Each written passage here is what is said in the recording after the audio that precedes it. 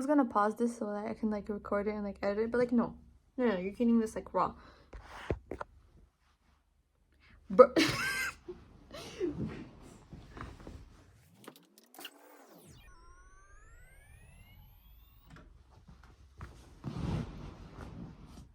This is not better.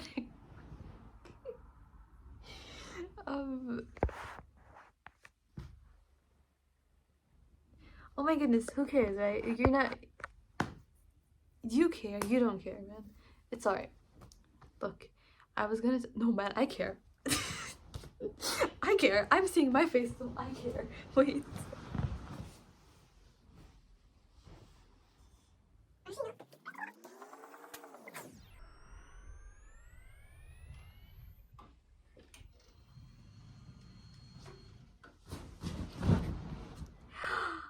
What? We fixed it? Pog. Anyway. Okay. That literally took 2 minutes and I've completely forgotten what I was going to talk about. I don't even have anything planned. I'm just talking and saying things. Okay. Number 2. The concept, the topic of today's video. There's a lot I want to talk about, so I'm gonna make one observation that's been on my mind today and that's bothering me, and then I'll proceed with our content, okay? My observation is I've noticed that the identity completely fractures after you graduate high school. At least it did in my case, right? And I see a lot from like my acquaintances in university and stuff. It seems that everybody kind of lost their brains when they graduated high school and they don't know what they're doing with their lives. And the same goes for me.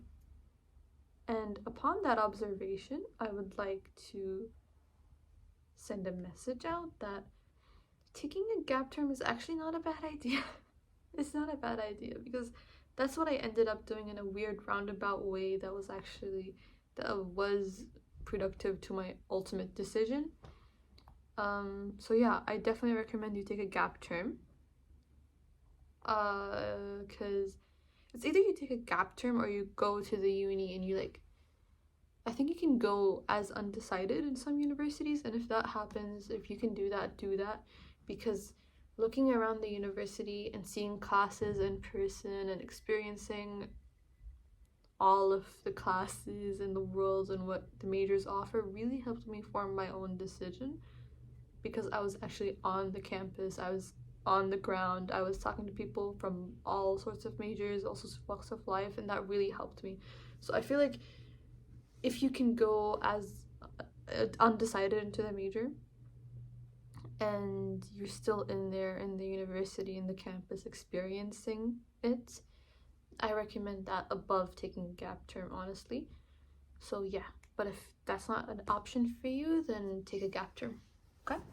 Okay, next item on the list, which is the main item on the list, is the reframing of your mental narrative. What do I mean by that? Excuse me, I need green tea because this is a very serious topic, okay?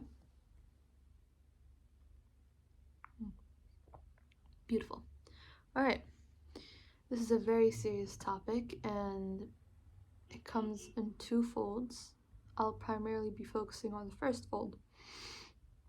2 folds, by that I mean like 2 observations I've had on framing your inner monologue, therefore your inner narrative. So there's this one observation I've had is that when you say to yourself, inside yourself, when you think, when you actually use that inner voice, when you say you can't do something, it kind of robs you of your willingness. It robs you of your free will. Like, for instance, I can't go to that party tonight because I have a final tomorrow. No, that's incorrect. It's kind of close to a victim mentality is what I would say. It's not an exact victim mentality, but it is close. And that, oh, it implies that you want to do the thing, but there's something preventing you from doing it, right? I'm just explaining basic grammar at this point, right? But that's not true though. That's not true. Like the paper, the exam paper did not come into your dorm room and tell you, don't go to that party. You know, you're not under life-threatening situation, all right? You're not under life-threatening violence, being told, held at gunpoint, you can't go to that party. You can. You can. So, but you saying that you can't because of X, Y, Z makes your subconscious mind as well as your soul. I prefer to call the subconscious mind the soul. I don't know if that's correct or wrong, but I haven't really given it that much thought. I just thought of it right now. I'm just freestyling as we go.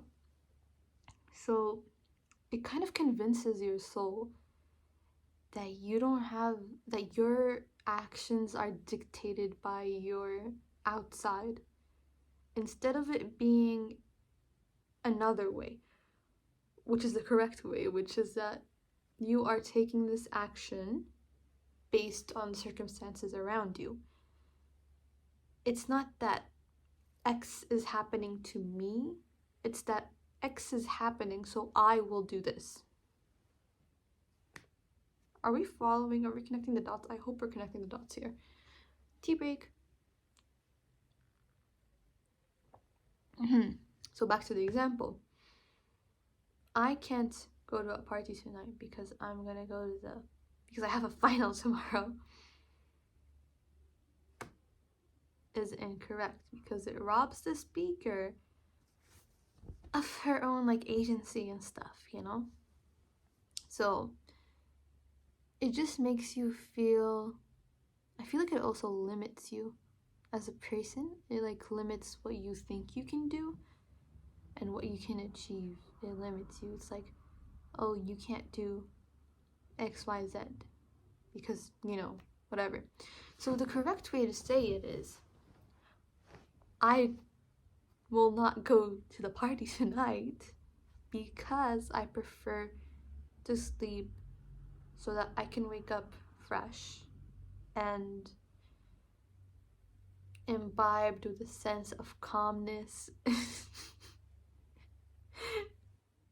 I wanted a different word, but I just imbibed really came to my mind right now.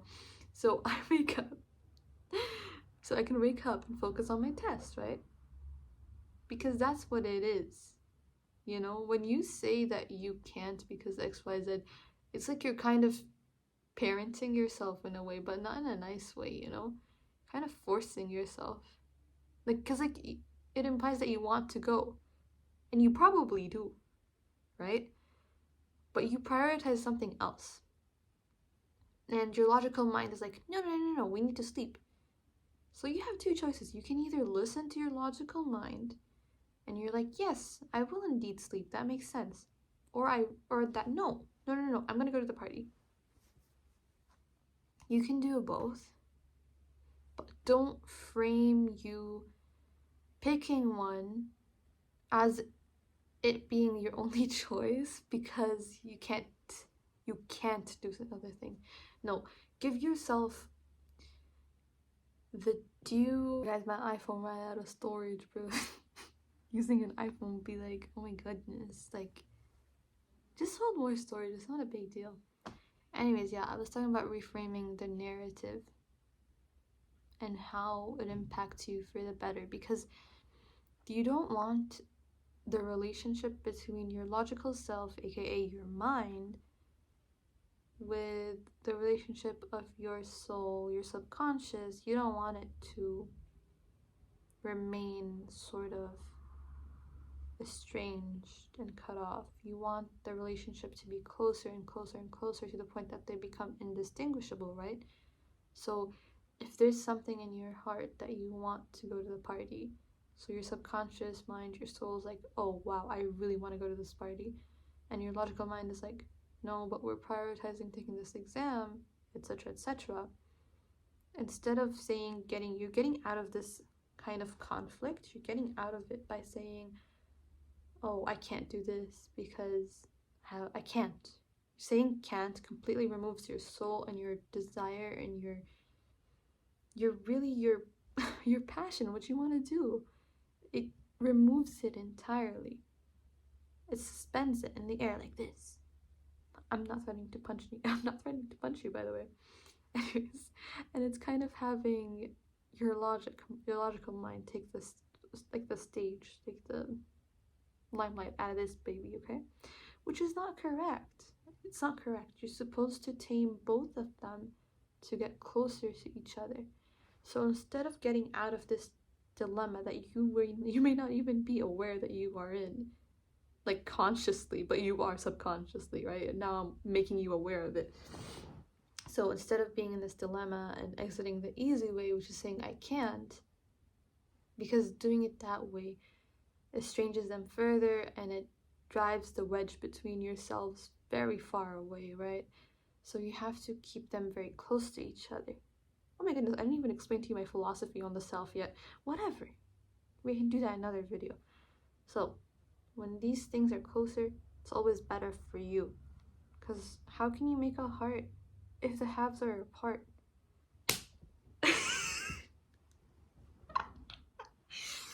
The Riz. Okay. Where was I? Okay. Guys, where was I? I was talking. Okay, so instead of saying I can't, you need to talk to yourselves, both of the selves, and you try to figure out how to do a compromise, how to give up on something, but you have to convince them of it. You have to convince both of them. So you're like, hey soul, I know you really want to go to that party, but I promise you there will be other parties. This is not the last party on earth. There will be parties that aren't directly before my final, and we really need to study and ace this final so that we can get a good grade. What are we gonna do with that good grade? Good question. We'll assume that I'm in high school right now. Okay, if I get this good grade and I get good grades on my report card overall, I'm gonna get a really nice gift from my parents, okay? So we have to study for this final, okay? So your soul is like, oh. Your soul's like, oh, okay, I get it. I have to need puppets for this. Yeah, okay, I get it. I need to study for this. Okay, I am reconciled to this fact. So, your logic is like, see, I told you. And then it's like, oh, okay, now I see it from your point of view. And logic is like, yeah, but I also respect you for wanting to party, and you are not a bad person for wanting to party, and you are human, okay? But we need to prioritize this more. And then they're like, oh, that's great. And then they form the heart in the words, I will not go to the party tonight, for I really want to ace that test. And they do this. And sometimes, you know what, this doesn't even have to, you know what, first of all, I did a very good analogy. That was a very good analogy. I did not expect myself to do that. Okay? Anyways. This doesn't have to be for an I won't situation. It can also be for an I will. And this plays into a lot of different aspects of your life, right? Like, for example, it could be something like, oh, I really want to eat pancakes today for breakfast. That's your soul speaking, right? I really want to eat pancakes for breakfast. And your logic mind is like, wait, no, when we ate pancakes last time for breakfast, it hurt our stomachs and sent us into a sugar coma. And it's like, your soul's like, oh, okay.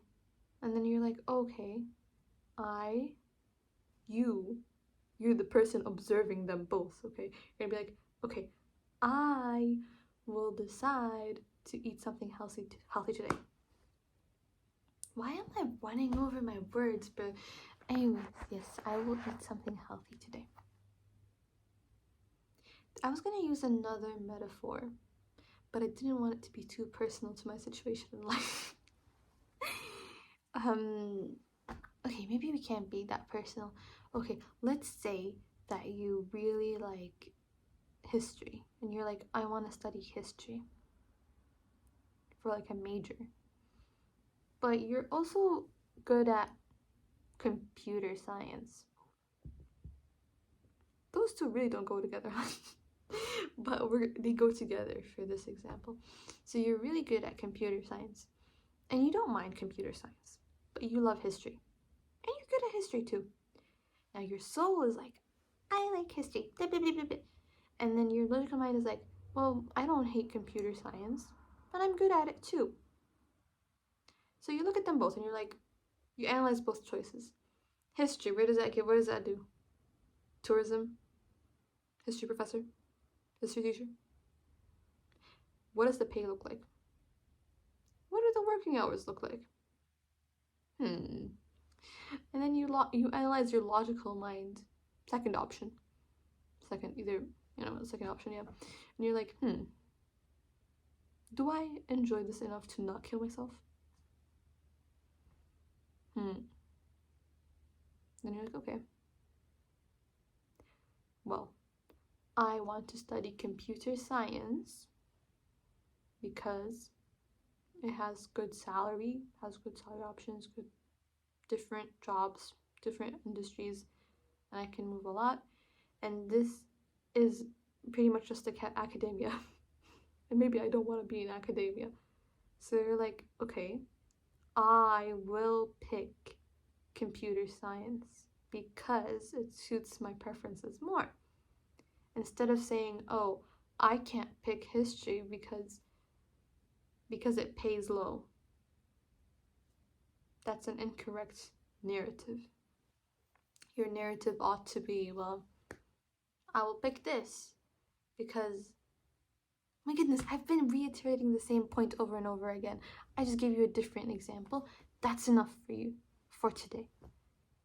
Be sure to subscribe, and I'll link my poetry collection down below. Why? Because I don't know. I need to market it somewhere. Might as well be on my philosophy / self-help / I just say things channel. Okay, subscribe.